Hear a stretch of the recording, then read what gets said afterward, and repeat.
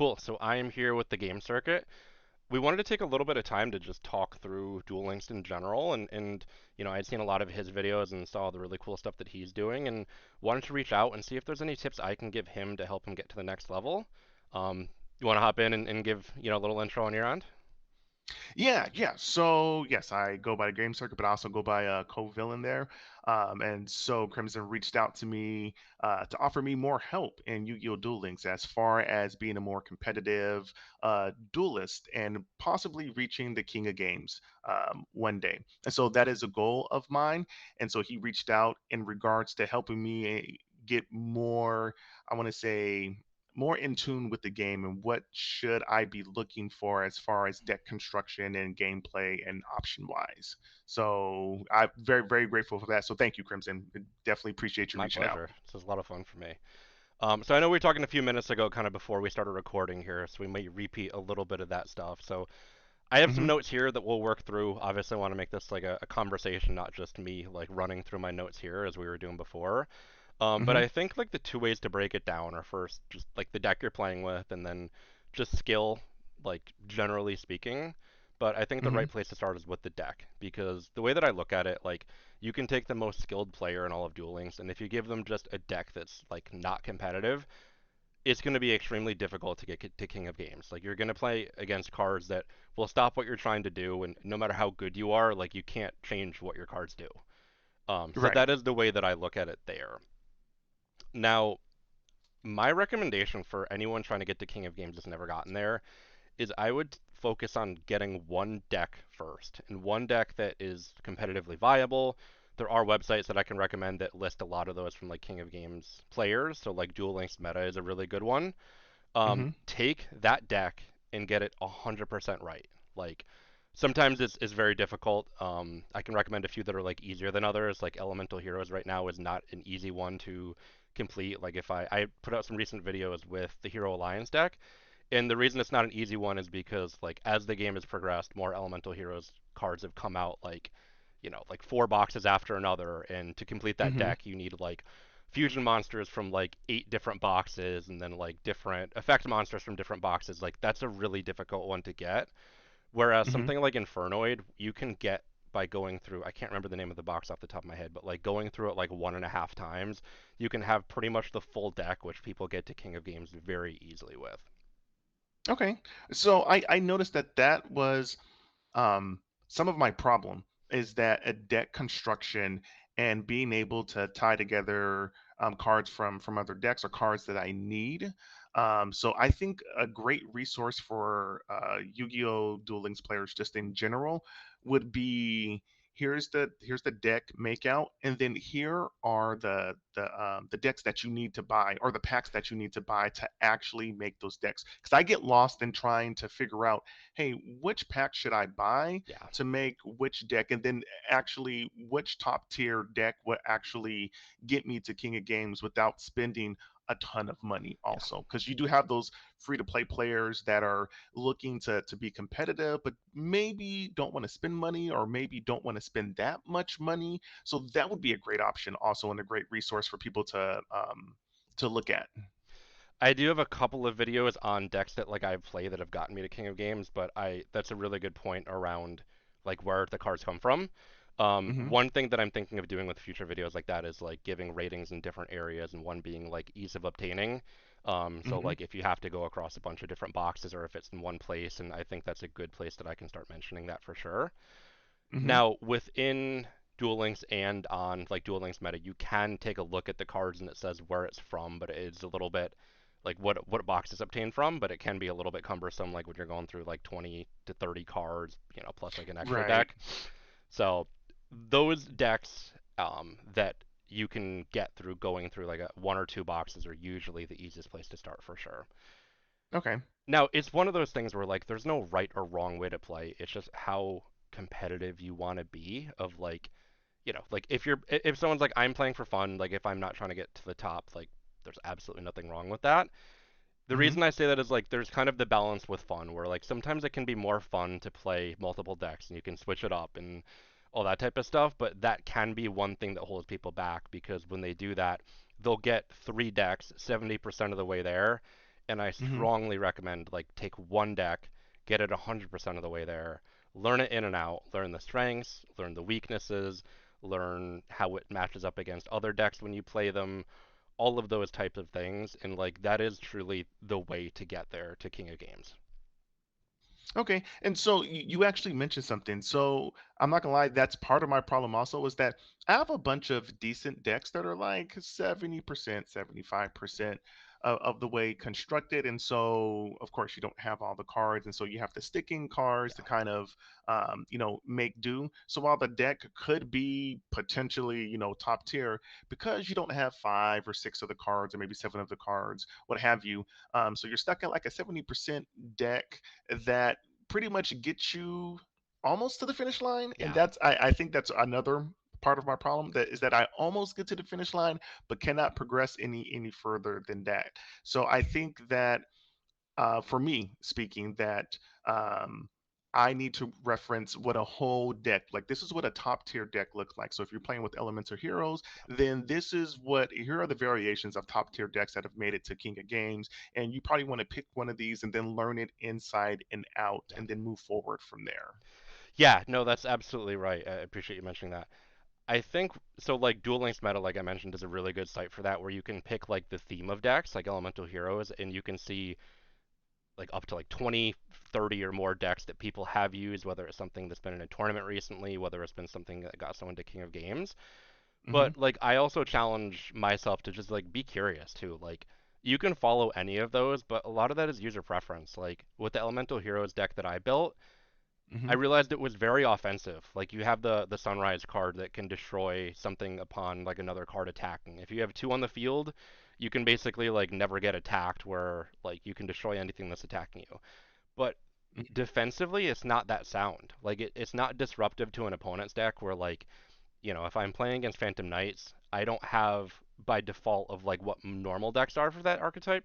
Like you don't Hmm. have a way to stop their chains, and getting the Requiem Dragon boss monster in the field takes like a number of chains. So if I can put Book of Moon in that deck, if I can put Ice Dragon's Prison, if I can make sure I have super polymerization, like those are ways that I can be more defensive where the deck typically is not. And the deck that I played, so to get up to level 20 for the stage one of the Kaiba Cup going on right now, I have that Hmm. video or the deck on my channel.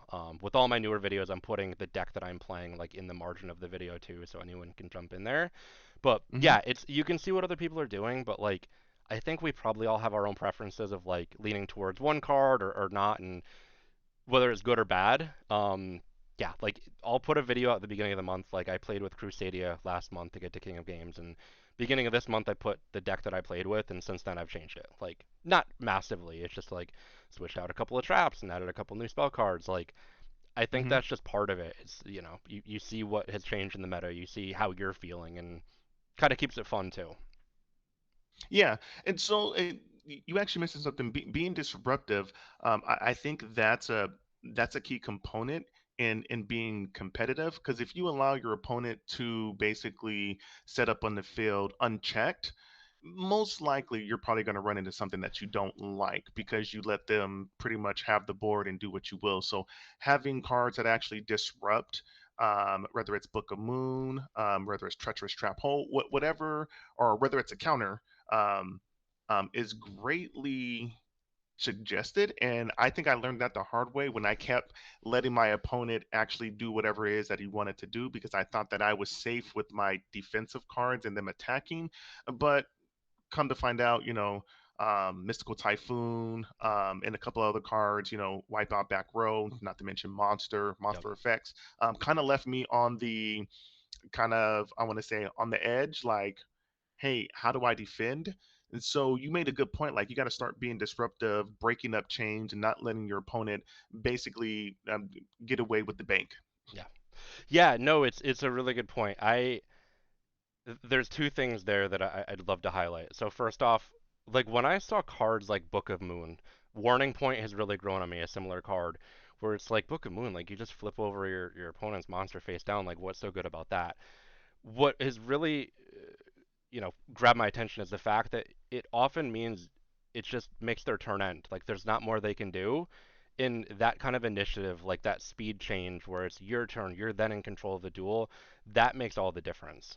Warning points the same way of like they put a card in the field, they can't tribute it, they can't attack, they can't activate effect. Like they're just a sitting duck at that point, and it'll break up any chain, anything like that. Where like in a vacuum, if it was just like they can't attack for one turn, like that doesn't sound powerful. But the fact that it just stops them from moving forward and it in many cases makes it your turn is truly powerful in itself. So sometimes you have to read into more than just like what is listed as the effect of the card and see like how does it impact the duel itself, if that makes sense. Yeah, no, no, you're absolutely right. And so I actually told the my audience that watches me stream that Book of Moon, in my opinion, was a very powerful card until um, Link Summoning came along because you One of the can no weaknesses, yeah. yeah. And so they totally avoid basically being put into defense or face down, Yeah. I believe. And Mhm. so you got to be careful not to overpopulate your deck with, I want to say, um, flip down or Yeah. defense cards, because there was a lot of defense cards or cards that flip your opponent's monster into defense that were very effective, but now are not as effective Yeah. because of the link monsters.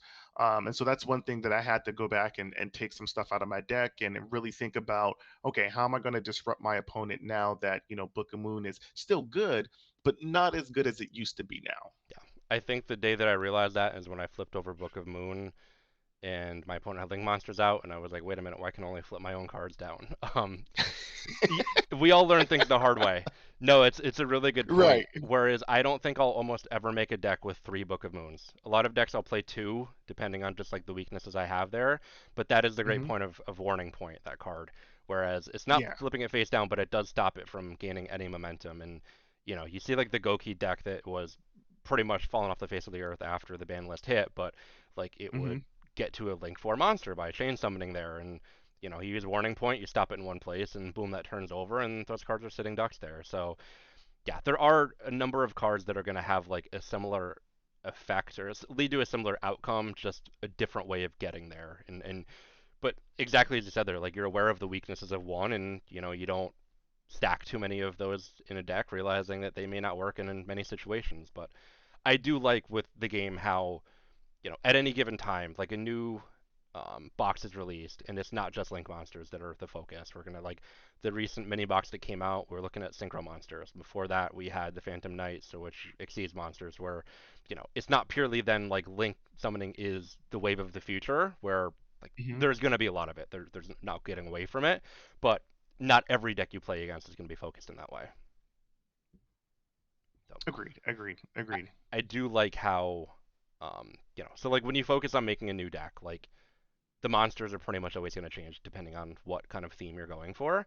But Hmm. when you look at like the lists within the game of like spells and traps, like they're going to be going into every deck. Like many of the cards we're talking about, the Mystical Space Typhoon, we're talking Hmm. about Book of Moon, we're talking about Warning Point. A lot of cards like that, when you get one or two of them, they're going to serve you for a really long time. So sometimes like I will recommend the focus on like the spells and the traps.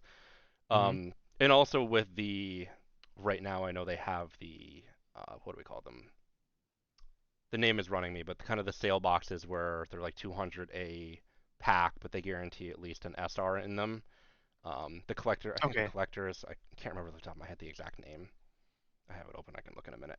But so they'll pull a lot of like the best cards from different boxes and that are commonly used. So sometimes that's kind of a faster way to obtain some cards, but I'm going on a little bit of a rant on that end there.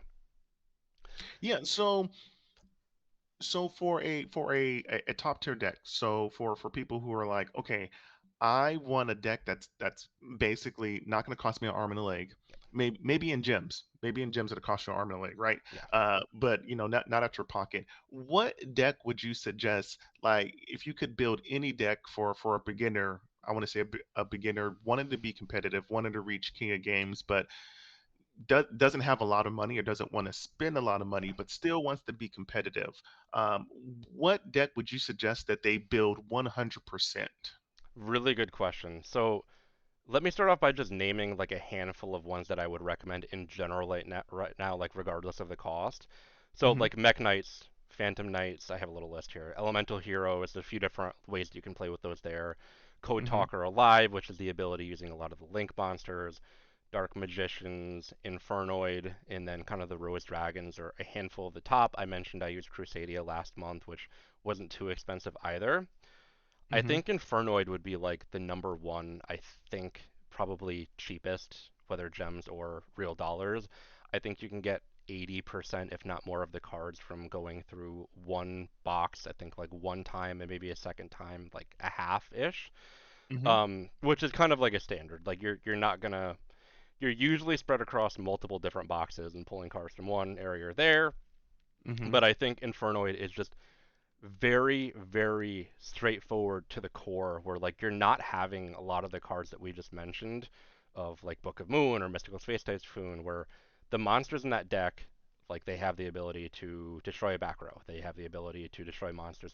They cover a lot of the bases where like areas that you want to make sure are covered. Um, Mm-hmm. so that would be like the first one to go to. I wouldn't say it's like a very easy deck to play, where that would be the other side of like where would I recommend play King of Games, where you read the effects and they seem a little bit wonky at first until you learn how to really chain them together. It was Mm-hmm. actually like the first, or the, I'm sorry, the last Kaiba Cup where I played against a player using Infernoid. I'm like, this person really gets it. Like this person is working these cards together perfectly. And it's not a deck that's too intuitive in that way. Mm-hmm. I think Mech Knights are another example of like fairly easy to get, but not as intuitive, where you really have to practice with them. I got to King of Games the first month I came back to the game playing with those.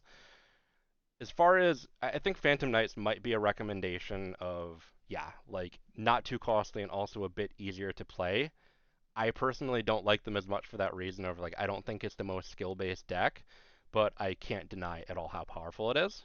Um, Right. it is it stops monster effects pretty easily when you get your boss monster in the field, which I don't need to tell people how powerful it is to just shut down opposing monsters. You can give it a good level of protection with a number of the spells and traps that you can also include in the deck. And even if you are to get the boss monster off the field, I would call it like very deep as far as like there's other options that people can still play to win a duel there. So I would say Mm-hmm. probably Infernoid or Phantom Knights as of right now, but they do a good job with the game of keeping things balanced, of adding to ban list when things are too powerful. So watching this video again in a month or two, the answer could completely change.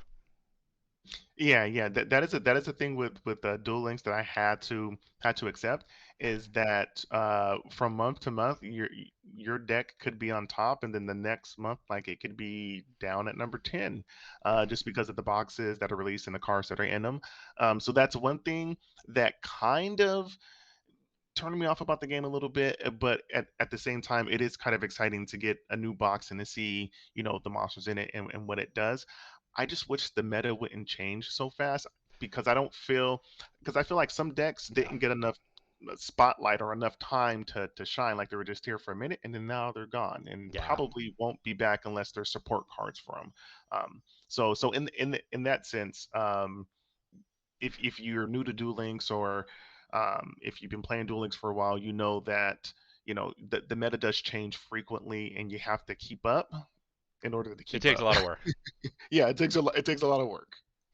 Yeah, no, I totally agree with that. It's the balance of like keeping it fresh, where you don't play the same decks every time, but also like I can tell you when the Mech Knights hit the ban list, like my heart sunk. I was like, I'm gonna have to learn something brand new, and really, like we were mentioning, like learn the ins and outs and like get back there. And I had to dig deep. Got it done for sure, but when you get favorites and it feels like they're gone, it's difficult to do. The other thing I should quickly mention, so like I gave those recommendations on like price and ease of obtaining and all that stuff. But the other Hmm. thing to balance, like if you're really learning a deck in and out, like you do want to pick a deck that you have fun with, because at the end of the day, like playing hundreds of duels to get to King of Games with a deck that you don't enjoy is not a recipe for like staying with the game long term.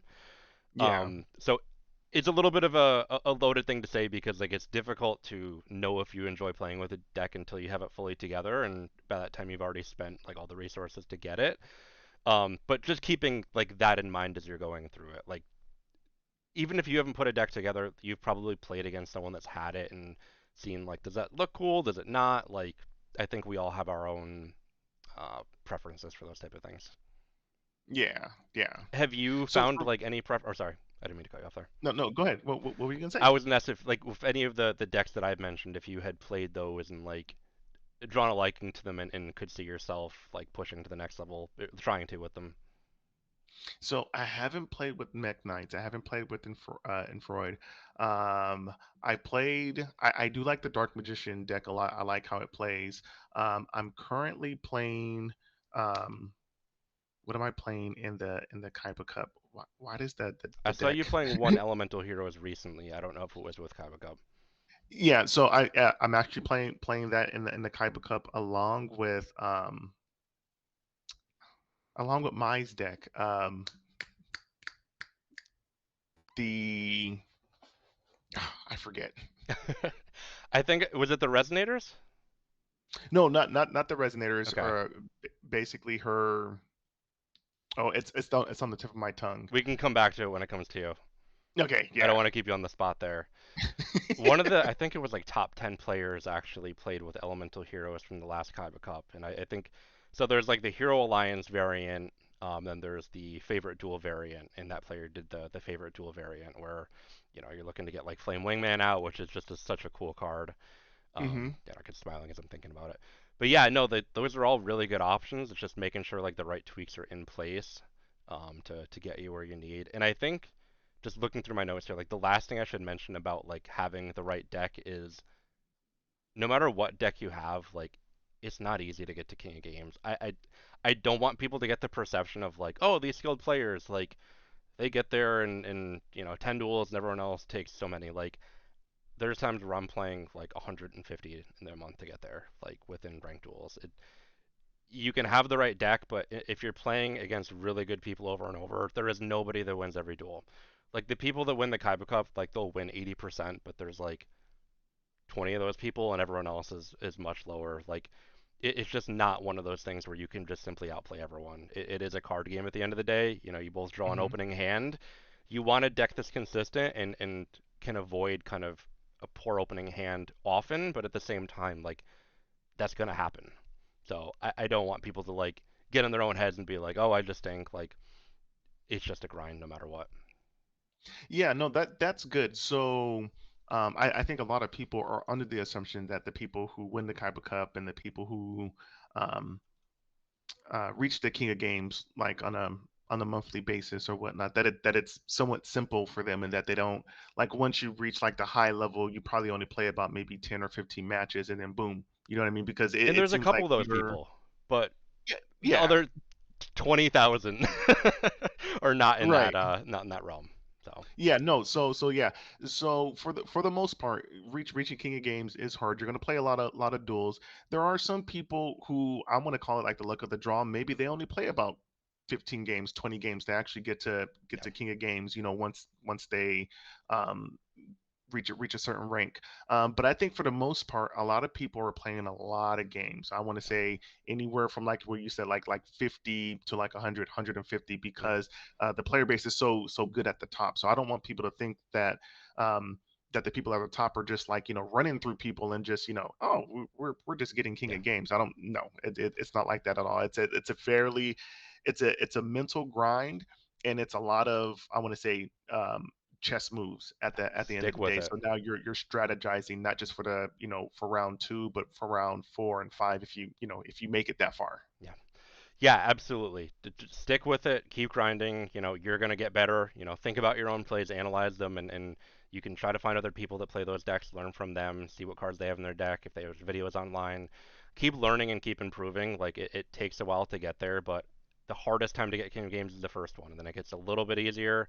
But absolutely keep with it. And the last thing I can say on that too, of like, if you lose a handful of duels with the deck, don't give up. Don't be like this deck stinks.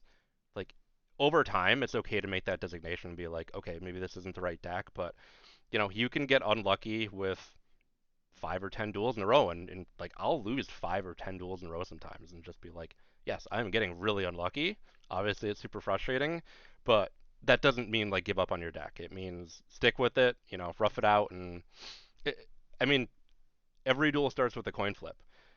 Like there are decks that play a lot better first or second, and if I'm playing a deck that goes second and I get heads and go first 5 duels in a row, I'm starting off in a worse position. And from there, sometimes it's just like, can I survive the first turn and then play on from there? And sometimes the answer is no. And so all stuff where the mental side of this becomes just as important as your cards.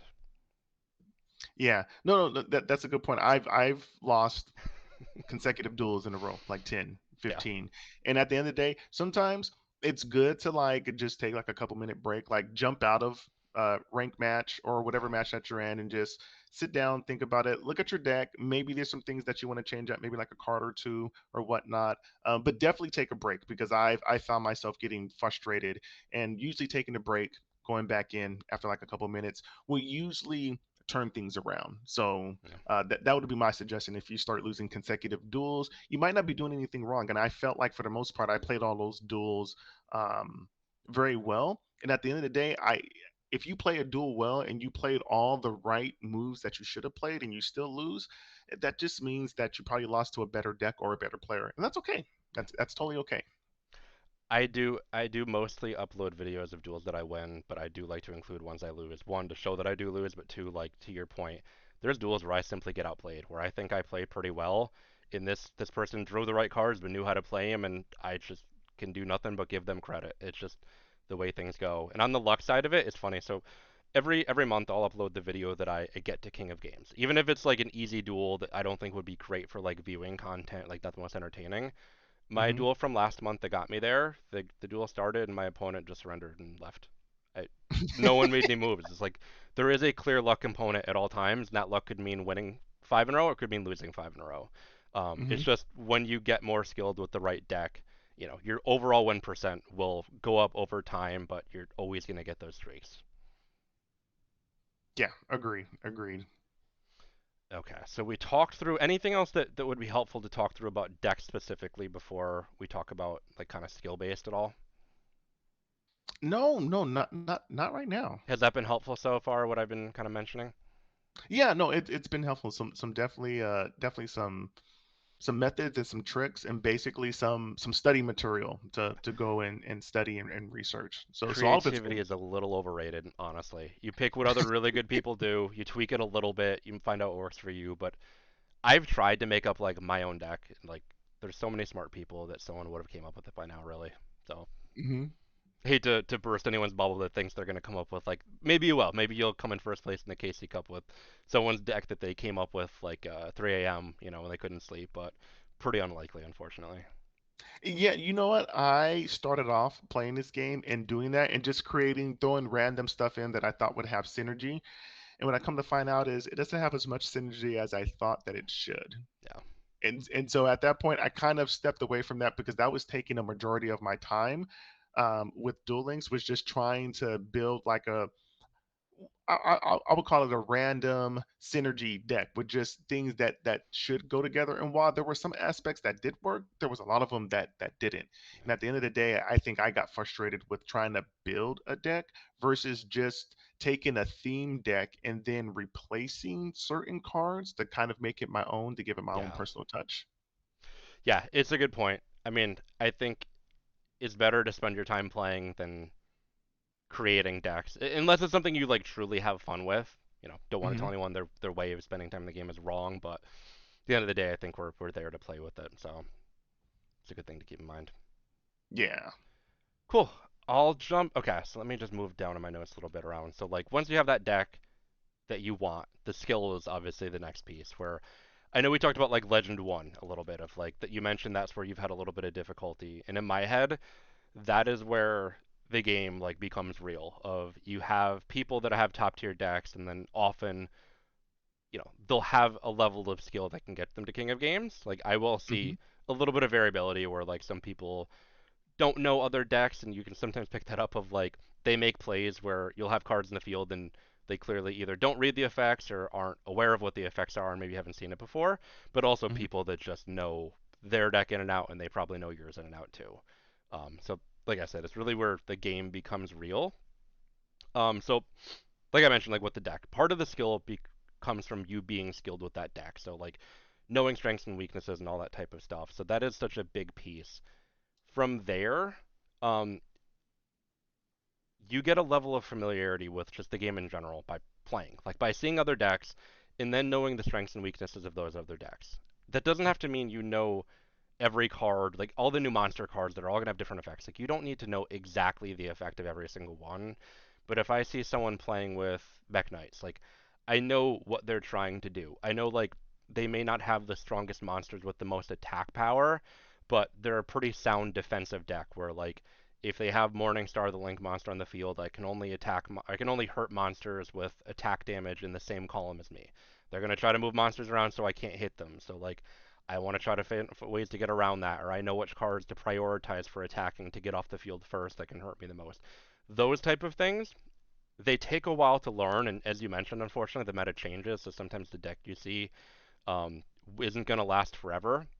Hmm. But the more you can start to add up, like, oh, I know this deck too, and I know that deck, and now I know Code Talker Alive, I know what that's trying to do, and then the Rose Dragons, I know that. Like, you're very quickly going to pick up in skill of just being prepared for almost anything you're going to see. Do you find that happens a bit, like you're seeing kind of repeat decks that you're playing against? Yeah, so when once you get up to like a certain level, you start seeing the repeat decks, and that's because the decks are good, like they're top tier. And at that point, I think it becomes your job to actually learn the basics at least about that deck and what it's trying to accomplish and what the monsters do. And and again, to speak on your point, you don't have to learn it inside and out, but you have to know at some point what your opponent wants to do with their monster and what their monster can do, so that now you can strategize on how to beat that monster, whether it's, we need to put a card in that flips that card face down so it can't be used, or we put a card in that negates that effect so he cannot use that effect that turn. I think that's where the separation of different duelists come That is in, like the big because thing when of skill. Yeah. yeah, because once you reach that legend one, I noticed that it's a really different game, and I've gotten outplayed many a times where I was just like, wow, I really got outplayed. I made all the right moves, Yeah. but I literally just got outplayed. Yeah. And at that point, you start to realize this is more of a strategic and mental game versus, okay, I go, you go, I go, you go Yeah. type game. Yeah, I think you start to see it in your own game when you start to really pick up on those things. So first off, with what we're talking about, like deck customizations of like you're playing with a certain deck, you're getting beat a lot of the time in this one area by a new deck that's become meta. Therefore, you add Forbidden Lands or you add more Book of Moons or something like that to just Hmm. counter one or two decks. Like that is totally normal, and that shows skill on your behalf to recognize those type of things. Um, the other thing is it allows you to do like if you've ever seen poker players, they'll be looking at their opponent across the table when they used to do like a lot of like televised poker, and they'd be like, my opponent has two queens, and the opponent will actually have like that hand. You Hmm. do occasionally find yourself doing that. I had a duel that I'll be putting up in the next few days. I was playing against a player that was using the Six Samurais deck. He had two face down cards. I sniped one of them with like I think it was like Cosmic Cyclone. There was one card left, and I just looked and I was like, that is dual wield. Dual wield is gonna bounce two cards off my field, and I have to be prepared for that. 2 turns later, he activated dual wield, and I was prepared for it and won the duel. Now, did I read his mind? No, but it was me just kind of running through the Rolodex of like, what does Six Samurais have as far as trap cards? What could it possibly be? We already destroyed whatever that other face down was, and now like it's very likely this one thing. It Hmm. looks magical when you pull it off and guess it correctly, but at the same time, like it's uh, it's just kind of gaining that understanding of like what cards decks will commonly have, and one move like that can win or lose you a duel. Like I think back to the last Kaiba Cup, and it's like there are a lot of duels that you're easily gonna win just by like the cards you have in your hand and the cards your opponents have. There's duels that, like you mentioned, that you just simply get outplayed. Happens to all of us, no matter what. But there's those games in the middle where it's like you win or lose depending on how you play, and when you can clearly identify like not only what your opponent's trying to do, but like literally can call out a card they have face down, that can very easily win you a duel. Yes, yes, totally agreed. So I would call that like the foresight of Yeah. dueling, is that when you can start to anticipate or guess pretty much what your opponent is playing. And I think for the most part, once you get up in the higher ranks, you'll see a lot of people using the um, same trap cards. Or if they're using like a theme deck like Mech Knights, there's certain Yeah. cards that are going to be in there. And so once you start to see these cards over and over again, now it becomes your job to know what they do, and then when they're supposed to be activated, so Yeah. that so that you have some kind of clue of, okay, it's probably going to activate this round because he probably wants to bring this monster out, or he probably wants to stop me from doing this. And then that allows you to kind of have that magical foresight of predicting, face down cards, or even cards in their hands. Even if they have like one or two cards, you can probably guess by, if you see in the deck a lot of times, what they might have in their hand or what they're trying to do. Yeah. Yeah, and I love that. And I think one other thing that I always try to do is like obviously keep an eye on like what's in the field and what it's anticipating, but also like how many cards are in their hand. Like if I destroy, like that is a weakness of some decks where they require so many cards be played. If you Hmm. just like if you play Dark Hole and clear their monsters off, and they have zero cards in their hand, their chance of coming back relies on their next draw, and that is putting you in a really really good position. Hmm. Um, Now, the other thing I can mention too is just those common, like I just actually on my screen just opened up like the popularity rankings, which are in the Duel Studio. So it'll talk about Hmm. like the most 100 like common cards right now. So even just running through these, whether you own them or not, but like so many cards that we've already mentioned, Book of Moon and Mystical Space Typhoon are number one and two. Like you're gonna see them so often, but just being familiar. Forbidden Lands, Ice Dragon's Prison, Warning Point, but like Crackdown and Evac Device, two of my favorites too. One Hmm. thing that I really struggle with, quite honestly, is just getting the right timing to activate. Now, like with Duel Links the way it's set up, where like not like regular Yu-Gi-Oh, where there's a main phase two, you'd love to wait until the battle phase because if you do something to destroy an opponent's card, they can't do anything but end their turn. Like Hmm. the field is clear. However, they can sometimes put a card down, and then if you don't activate a card to impact that, they can like use a spell card that's only available if they have a card of that like theme on the field, or they can Hmm. chain it into something stronger that would be able to like counter the spell or trap you were going to play in response. Getting timing right, I think, is probably the hardest thing in the world. Like it's so easy to say in hindsight, like, oh, I should have played that earlier, flipped that over earlier, or I should have waited. Um, I think I improve a little bit at it, but I think it's something I always reflect on and be like, I need to improve. Yeah. So with that, you definitely, because here's the thing, there's different situations in which probably that card can be played. It can probably be played in like five or six different ways under the same circumstance. So it just depends on what you're trying to accomplish. And for me, knowing how a card works, I will play the computer over and over until I understand this is how this card works, and this is what it does when it activates. And that's the way that I go about it. And Yeah, I don't know if some people play the computer a lot. I play the computer all the time when I build a new deck, especially when I don't know exactly what the cards do. Because I know there's some cards you can read it and you can be like, okay, I somewhat get it, but I have to see it like activated and see what my options are, and then I can go back and read it again and be like, okay, that's what the card means. So I think yeah, some people, there's certain cards that they're just like, I don't understand. If you don't understand, put it in the deck and then put the computer on easy, or go battle, the standard duelist, and then yeah, wait for that card to come up, wait for the circumstance, try to activate it and see what it does, and then see all the options that are, offensively, defensively, what you can do with that activation in that yeah. card. Yeah, no, I love that, and I think there's such a difference between what the card says, like the text in the card, and how you use it and when you use it, and those are the things that you're only gonna learn by just playing with it. Yeah. Whether it's sometimes I'll even and like to your point there, like if I'm Legend one and I know I can't go any lower, like I'm not gonna lose a ranking, I'll just go try some stuff out. Like really no harm at that point. But yeah, you have to test some cards out. There's some cards I would read and think like, oh, that's really good, and then never see it put in a deck, and even if I try it, it's not good. Or other cards that I don't think would look good and end up being very very popular. So sometimes you really have to just give it some time and test out if it kind of fits in this energy with your deck there. Yeah, and you mentioned something really good. So once you get to Legend One, you can't rank down anymore.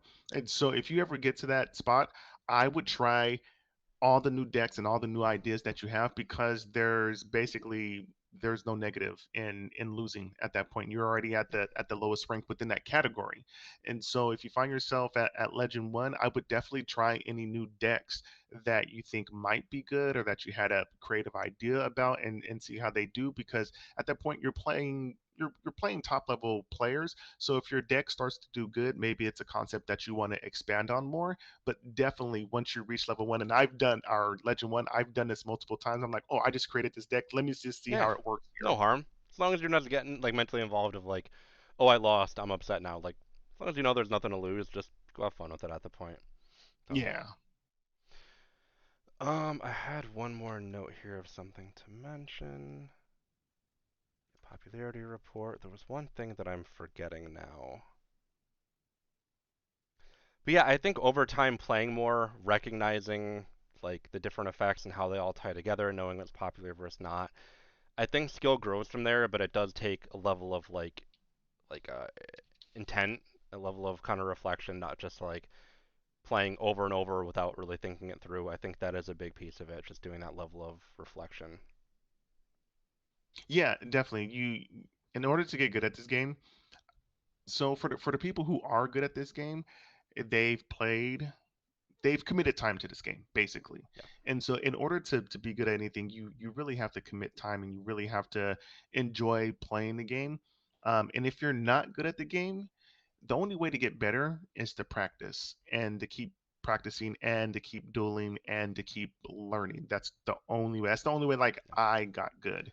When I first started playing Yu-Gi-Oh, I didn't understand the game. My friends had to explain it to me over and over and over again. And I was the one that just kept losing duels all the time because I didn't understand. But sooner or later, you start to hold on to pieces of information, and you yeah, start to build like your Yu-Gi-Oh knowledge base of yeah, what you know about the cards.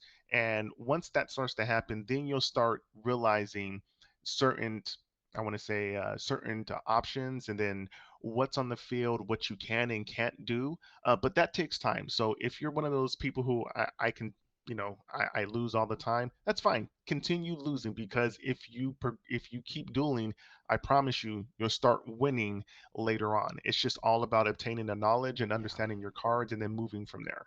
Absolutely.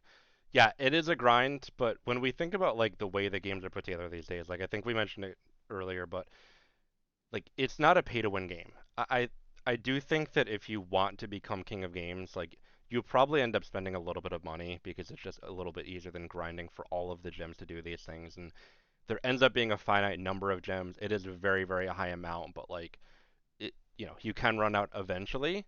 But Mhm. it is very skill based, and I think for people that want a skill based game, like you are in the right place. Once you meet that standard level of like I have the right cards, like you're going to be playing people that also have those cards. So then it breaks down to a little bit of luck, but a lot of skill. And I've played games that are turn off because I lose, and I'm like, well, I lost to someone that just spent more money than me over and over, and you just don't want to keep playing because it's not a competition of who can spend the most money. No, it is really those skill, and you know, as you mentioned, like the meta does change quickly, but I find that one of the most fulfilling parts of it is when I get to King of Games and I had to really grind, I feel like I'm rewarded for improving. So it sounds like you feel that same way of like recognizing the growth. Yeah, yeah, definitely. And so, and some people say it is a pay to win game. I have a different aspect. I believe that the deck is a pay to win, but you have to know how to play the deck. Yeah, And here's the thing is that you don't necessarily have to pay to actually get the deck. You can, grind out, which a lot of people do, which I've done for the most part, grind and get your gems and whatnot. But at the end of the day, just because somebody paid for their deck and you use gems to get, the deck, it's still the same deck. Now it's just a matter of who can use it better yeah, and who has the better understanding. yeah. So really, really good point. As much as I've recommended like for a new player trying to get to King of Games, I can often identify, and this happened quite a bit recently when I was grinding up to Duel level 20 and to just get the gems. I can recognize if someone, Phantom Knights for like a month was like the tier one deck. Like no other, as far as like the actual rankings, no other deck was considered tier one. I can very easily tell if a player saw the deck online, went and put it together, and then said like, let me go get to King of Games.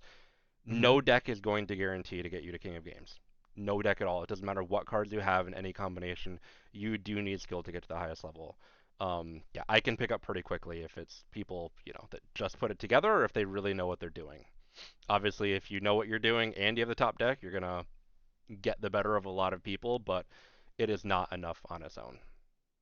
Yeah, so a top tier deck will get you wins, and it'll get you, it'll probably get you even half or 75% of your wins, but it won't get you all your wins. Yeah. I think once you get to, I want to say like maybe 70, 75%, there's the 25% of people who are purely skill Yep. based. And if you're just playing with the top tier deck, but you don't have skill, you will never beat those 25% of the people because they study the game and the deck in and out. And then that's where you're going to run up against constant losing because you're outplayed Yeah. and not because they have a better deck. You may have the better deck, and you may be playing with the top tier deck, and maybe their deck is like what, tier three, Yeah. um, And or tier three can maybe, be tier one, especially if yeah. the more skilled player. You can use a tier one deck and lose to players that decks aren't even like considered tiered. It happens quite often. Sometimes it's a Hmm. little bit of luck, but sometimes it's someone that knows your deck better than you know it because you just saw it online, went and put it together, and are still figuring out where how those cards play together. They know what Hmm. they're doing, know how to pull out the right stops to win duels against it. So yeah, skill does matter more than deck, just not 100%. And I think that the legend system, like where you have to go up to legend 6 and still win, is created as a grind on purpose because you're not going to get there purely by luck. Like you're not going to win so many duels that they're just by luck to go through all of those ranks. That has to be a level of skill, to perform at that level of consistency. Yeah, no, agreed. So I haven't made it past Legend One, so I don't know what I can't Legend You'll get Six. there soon, I promise. Oh, and then okay, so for the KC Cup, I'm at level 18 right Mhm. now, so I got two more levels to make it to level 20, and I've been playing with Mi's deck, the Harpies deck. Yep. So Yeah, no, I it's a good one. The way to know it's a really good deck, it was probably 2 years ago. That deck was considered tier zero. Like everyone was playing it. And when hmm you look at the decks for that Harpies deck right now, they're almost identical to the deck 2 years ago. Like the cards don't even change, and they're still performing that well. It's straightforward. That deck is incredibly consistent because it kind of reminds me of like Six Samurais, where you can cycle through almost half the deck with one turn with all of like the chain summoning and stuff like that. So you're almost hmm always going to achieve the ideal cards in the field that you want. It's a little easier to counter now than it was in the past, but that is a deck that can get you to King of Games if you play it consistently and just like recognize the right plays. Not as much as a tier one or tier two deck, but there's plenty of players that are getting there with that deck right now. Yeah, yeah, it's doing fairly good in the KC Cup, but I think once I get to the second round, the matches will be Yeah. a lot harder there, and a lot more grind to actually Yeah. win. Yeah, I had a number of duels like a month or two ago playing against the Harpies where they go through all the stops, get the cyber slash in the field, and my turn one I have Hmm. Book of Moon, just flip it over and take over the duel. So little stuff like that, it works out pretty nicely. But no, very very powerful deck. I know we mentioned Elemental Heroes, so Harpies now. Anything else that you've been having fun with that you think has potential to get you where you want to get? So of course the Dark Magician and its new That's right, support you said cards, that. that's been very good. What else have I been playing with? Okay, played with the Harpies. Um, I've been playing with the Red Eyes, and I've been trying to just be creative Yeah, with it. I feel like it's a fun deck. It can get it's you. cool. Yeah, it's cool. I don't think it's King of Games I worthy. wouldn't Not think not it's the the not best the one of the not the ones you've deck that I mentioned. have. Yeah. Yeah, I've seen a couple of versions online that I think are really cool. Of the ones you mentioned, I don't think it's the strongest. I would take a look on Duel Links meta and see if there's a couple that are interesting there, but I would definitely prioritize that behind like one that you pick to really get King of Games. Yeah. And with that, like the gems that you get from leveling up and getting to King of Games, you can then invest in like the next deck that you want to flush out 100% for sure. Because that's usually the best route, right? If like we are saying it takes more resources to get one deck perfect, you do win more, therefore get more gems for using that deck effectively. So it does pay off, not just with King of Games, but also like in gems too. Yeah. I do have Definitely. one more tip, and this is like inside baseball a little bit. My observation, and I do think there's logic, is I find it a lot easier to get to King of Games at very close to the end of the month. The reason for that is the players that consistently get to King of Games do it earlier in the month. So like you have to think when you're playing in the legend ranks, you're only playing against other legend ranked players. But every time someone gets to King of Game, they're then out of that pool.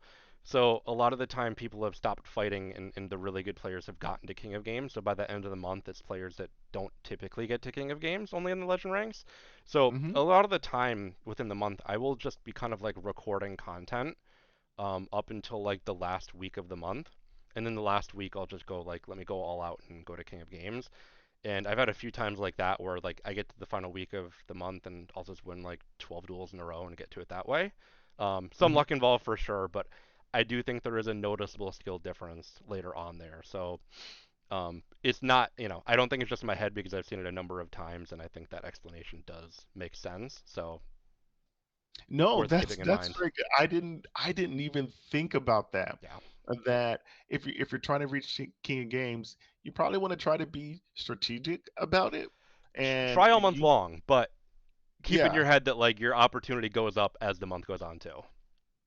right, yeah, because once you reach King of Games, then you're out of that pool, so that takes out that player, and then giving you, I don't want to say less opportunity, but a better opportunity to face other people besides that player that just got King of Games Yeah. to elevate. So that's really good. I didn't even think about that. Yeah, no, I think that's like my biggest secret. It does get easier there, and maybe even if like this month, if you don't get to King of Games, maybe the last week of the month you will notice a difference and get halfway there, or very close. Just with the noticeable skill difference towards the end.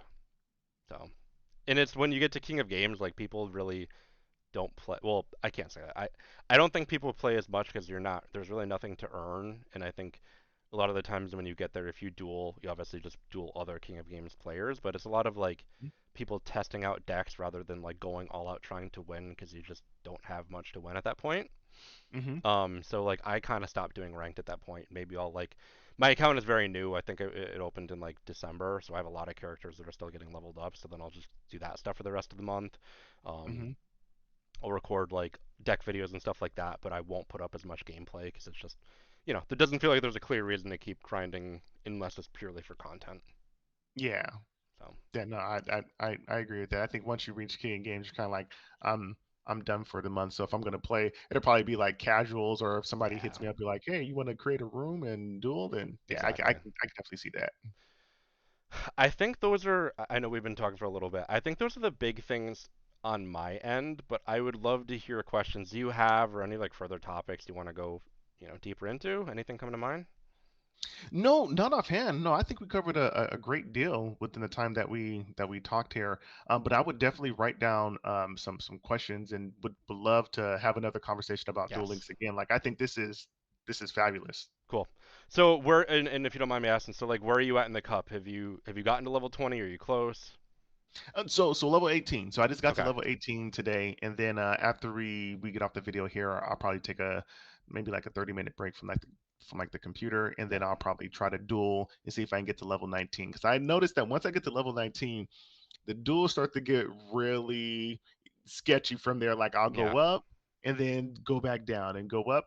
So here's another tip for the KC Cup.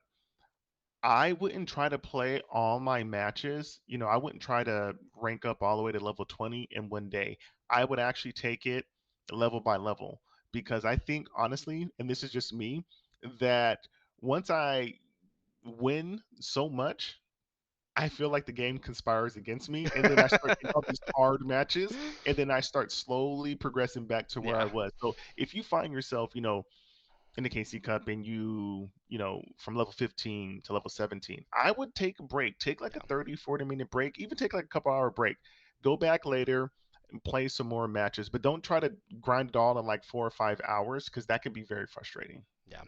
And especially with stage one, you have so much time. Like you get Yeah. half the month to do it. I was in the same boat, and even when I got to level, so like when you get King of Games, you're automatically registered for stage two, but you can, as you get the rank ups, you get the gem rewards and all that stuff. So I always go through and do it, and it's fun too. Like you don't always, you play players of all different skill levels, you play different decks. It is just different from ranked duels, so I like that piece. But yeah, no, I definitely agree. And not only do you, you start to feel like they're doing something to get you, but like a day or two ago, after I reached level 20, they put out like stamps where if you play like 9 duels, you get gems. But I was already Hmm. level 20 at the time, and I'm like, okay, well, I'll go play against level 20 people. Like, I'll just play a deck I don't normally play and have some fun with it. But, they kind of reward you for taking your time too, where like you have gems that you get every day, I think, by playing up to 4 duels, and then like the Hmm. different tokens they have. So, stuff like that. So, yeah, pace yourself, don't burn out, and have fun with it too.